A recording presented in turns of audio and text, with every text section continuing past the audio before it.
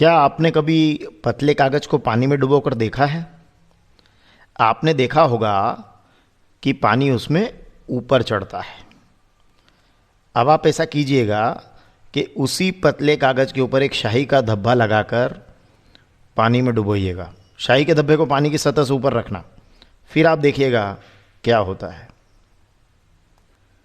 Chromatography इसी का नाम है। क्या है क्रोमेटोग्राफी? जैसे मान लीजिए आपके पास में ये एक फिल्टर पेपर है, इसकी एक पतली परत है आपके पास में, और उस पर आपने एक ये निशान स्केल से लगा लिया है, और स्केल से निशान लगाने के बाद इस पर एक शाही का धब्बा डाल दिया है। शाही जो आपके पास उपलब्ध हो उसका आप इस पर एक धब्बा बना दीजिएगा। फिर उसके बाद आपको क्या करना है, इस तरीके से एक ग्लास या बीकर या बर्तन में जिसके आर पार थोड़ा दिखाई देता हो, कांच का ग्लास ले सकते हैं, बीकर ले लें, तो बीकर के अंदर इस तरीके से पानी भर लेंगे। और पानी भरने के बाद ये जो कागज़ की जो स्ट्रिप है, जिसको हम आप फिल्टर पेपर का एक टुकड़ा है, इस टुकड़े को हम क्या करेंगे, जो शाही का जो धब्बा लगा है उसको इसके अंदर डुबोएंगे। डुबोते वक्त ध्यान रखना है कि ये जो निशान है, मतलब ये जो शाही का धब्बा है, ये इसके ऊपर रहना चाहिए। तो चलिए हम इसको डुबो देते हैं और हम देखते हैं कि ये इस तरीके से इसके अंदर हम डुबोते हैं। तो फिर हम एक मज़ेदार घटना होनी पाते हैं।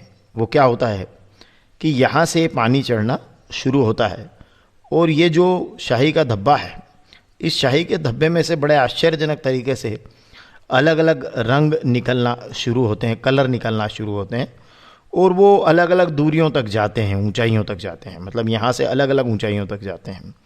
मतलब कुल मिलाकर रंगों को आप यहाँ से अलग अलग कर सकते हैं, और यही विधि कहलाती है क्रोमेटोग्राफी। कैसे करते हैं देखिए, कैसे रंग अलग होते हैं। मैं यहाँ पर एक एग्जाम्पल से आपको बता देता हूँ। हालांकि मैंने रंगों को सेपरेट करने के लिए कुछ काल्पनिक रंगों का भी सहारा लिया है, पर इस तरीके से आपके रंग क्या होंगे, अलग अलग हो जाएंगे। मतलब ये पानी देखिए यहाँ से ऊपर चढ़ा, और ये रंग जो है अलग अलग हो गए। कुछ ज़्यादा ऊंचाई तक गए, कुछ कम ऊंचाई तक गया, है ना।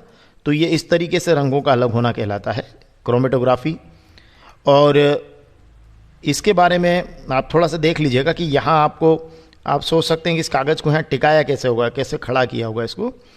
तो आप यहाँ पर कोई एक ऐसी कांच की छड़ वगैरह या कोई ऐसा टुकड़ा आप यहाँ पर इस बीकर पर रख दीजिएगा, और उसके ऊपर पेपर क्लिप लगा दीजिएगा, और पेपर क्लिप में इस कागज़ को टांग दीजिएगा। ऐसा आप कर सकते हैं। तो क्रोमेटोग्राफी में क्या करते हैं हम लोग कि उसके किसी भी मिश्रण से उसके घटकों को अलग करने की एक विधि है क्रोमेटोग्राफी। मतलब कोई भी मिक्सचर है तो उसमें जितने कंपोनेंट्स होते हैं, कलर्स होते हैं, उनको अलग करने की एक विधि है। आपके पास कोई मिश्रण है और उसके घटकों को अलग करना है, तो क्रोमेटोग्राफी भी एक विधि है उसको अलग करने की। पिछले वीडियोज़ में हमने कई विधियों को पढ़ा है। अब यहाँ जो हमने ये शाही ली है, इसमें जल विलायक है और डाई विलेय के रूप में। मतलब ये जो शाही है, इसमें जल क्या है, विलायक है, और डाई क्या है, विलेय के रूप में है। ठीक है। अब आप इस विधि को समझिए कि इसमें शाही की बूंद को एक फिल्टर पेपर की पतली परत पर लगाकर क्या किया हमने, उसे जल से भरे बीकर में इस प्रकार से डुबोया है कि जो बूंद वाला भाग है वो जल की सतह के क्या है, ऊपर है। अब जैसे ये जल फिल्टर पेपर पर ऊपर जाता है तो अपने साथ क्या करेगा, वो डाई के कणों को भी लेकर जाएगा। अब डाई जो है वो क्या होता है, दो या दो से अधिक रंगों का मिश्रण है। तो कौन सा रंग ज़्यादा ऊपर जाएगा? रंग का वो वाला घटक जो जल में ज़्यादा घुलनशील होगा वो तेज़ी से ऊपर जाएगा, जो थोड़ा कम घुलनशील होगा वो धीरे ऊपर जाएगा। तो जो तेज़ी से ऊपर जाएगा वो ज़्यादा ऊपर निकल जाएगा, जो धीरे जाएगा वो नीचे, थोड़ा नीचे रह जाएगा, जो और धीरे होगा वो और नीचे रह जाएगा। तो इस तरीके से हमारे जो रंग है वो पृथक पृथक हो जाएंगे। समझ में आ रहा है? मतलब इसमें क्या हुआ कि रंग का जो घटक जल में ज़्यादा घुलनशील है वो तेज़ी से ऊपर उठ गया है, जो उससे कम घुलनशील है वो थोड़ा उससे नीचे है। तो रंग यहाँ से क्या हो गए, रंगों का क्या हो गया, पृथक्करण हो गया, और हमने देख लिया कि इसमें कौन कौन से रंग शामिल है। तो इस तरीके से आप क्रोमेटोग्राफी की विधि का, ये बहुत सारे उपयोग हैं इसके, और इसका प्रयोग उन विलेय पदार्थों को अलग करने में होता है जो एक ही प्रकार के विलायक में घुले होते हैं।